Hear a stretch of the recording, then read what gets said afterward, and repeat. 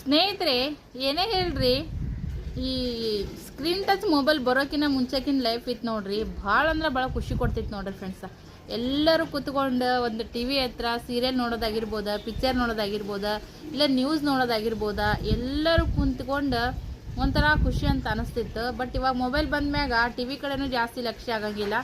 ಒಂದು ಫೋನ್ ಹಿಡ್ಕೊಂಡು ಆ ಫೋನನ್ನೇ ನಮ್ಮ ಪ್ರಪಂಚ ಅನ್ನೋ ಥರ ಇರೋ ಥರ ಆಗೈತೆ ನೋಡ್ರಿ. ಮೊದಲೆಲ್ಲ ಮಕ್ಳಿಗೆ ಮೊಬೈಲ್ ಕೊಡಬೇಡ್ರಿ ಅಂತ ಹೇಳೋರು ಇವಾಗ ಏನು ಮಾಡೋಕ್ಕಾಗಲ್ಲ. ಲಾಕ್ಡೌನ್ ಟೈಮಿಂದ ಇವಾಗ ಹೆಚ್ಚಿಗೆ ಮಕ್ಳ ಕೈಯಾಗ ಮೊಬೈಲ್ ಕೊಡುವಂಥದ್ದು ಆಗಿಬಿಟ್ಟೈತಿ.